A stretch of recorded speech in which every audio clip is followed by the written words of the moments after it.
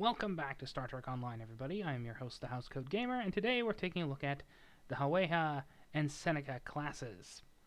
The Hiawaha was introduced in Season 2 of STD, and brought with it probably the least useful engineer I've ever seen, Jet Reno. Yeah, I'm not a fan of any member of that cast. Regardless, the ship is, well, blunt, simple, and, well, designed for the medical and cargo running roles. Just like the eventual use for the Miranda as a result of, well, TNG.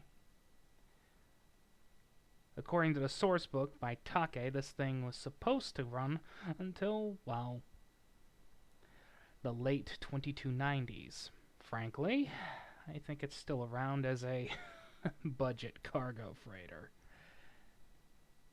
And why am I mentioning cargo freighters? You see, I am a big fan of Star Trek's Armada.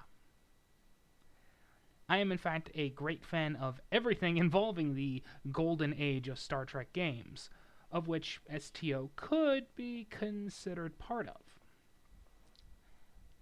Which links us to the Seneca class. And the fact that it looks like the dilithium freighter, the London class, I believe it is called, or is it the Edward? Anyway, either way, it looks just like the Dill freighter. Da-na-na, da, da-na-na, da-na-na. All work crews report to stations. We have dilithium to mine. And anyone actually playing Armada is gonna notice this too. It does look like the Dill freighter. I'm not a fan of those nacelle caps, but there's no way to change that. Unless... Nope, once again, it's a screw-up. But, because I'm on the STD tune, you might not have noticed, let's take a look at this thing stat-wise. It's a carrier. Command bias, of course. Basic carrier fare. 4 science, 3 tactical, and engineering each, with support runabouts. These are effectively runabout squadrons. Yeah, they really had a thing for that. They still kind of do. Regardless, one is more support, the other is more offensively minded.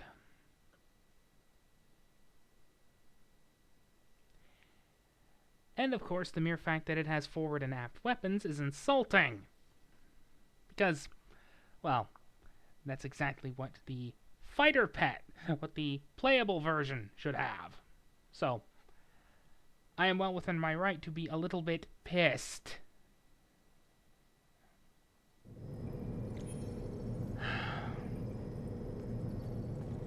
But the eventual small craft redo aside, this does have a fleet version. Oh joy. Hold on a moment. Gotta love it when STO crashes for no reason. Anyway.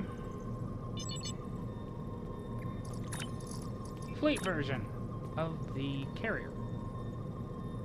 It just adds an engineering slot and has the same, Lieutenant Universal Miracle Worker, Command Science Commander, Ensign Science, Lieutenant Commander Tactical. I would almost say it's not worth it.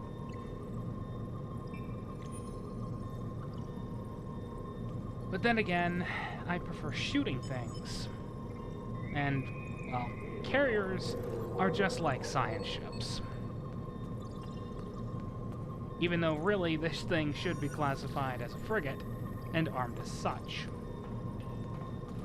That brings us, of course, to console and starship trait. Non-baryonic buffer field.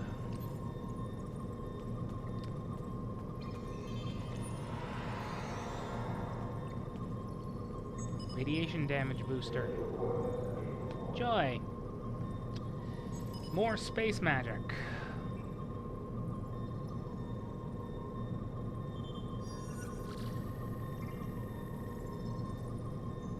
My apologies, I'm not a science captain. I prefer shooting things.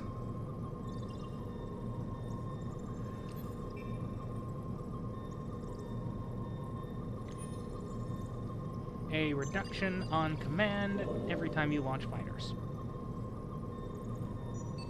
There is a problem with this. I don't know how many carriers there are that are command specialist. In fact, the only ones I know of are, well, dreadnought cruisers.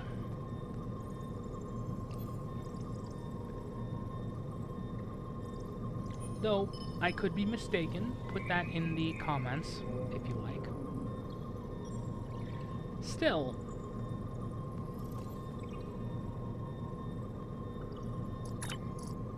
I'm quite happy that Armada is finally getting some love. And hopefully we get to see more Armada units from the from the Klingon Feklar to, well, basically every Romulan ship. And maybe, just maybe, a few more playable Romulan and Klingon ships. And hell, just port over everything from Armada 2. Nobody's gonna argue with that. In fact, I would support it. That said, it's kind of disappointing that the first Armada-like vessel we finally gotten from this was the dilithium freighter. That is not only exceedingly depressing, it's kind of annoying.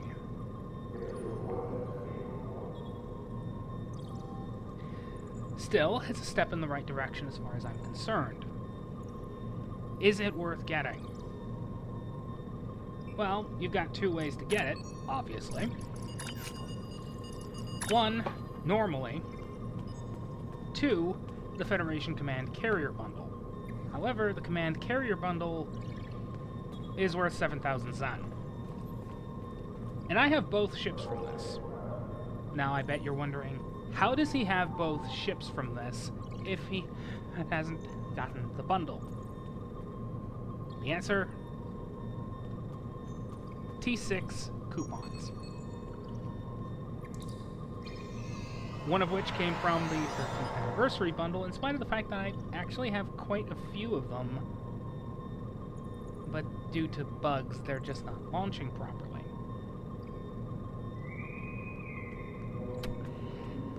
Regardless, this will be one of the last STO ship reviews I do for a very long time, unless something new comes out. Or I get my hands on the primary faction bundle and I can do a full cross-field, well, sort of full cross-field review.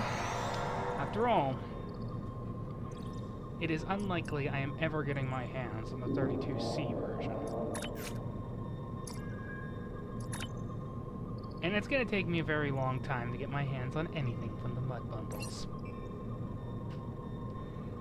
At any rate, Housecoat Gaming, signing off.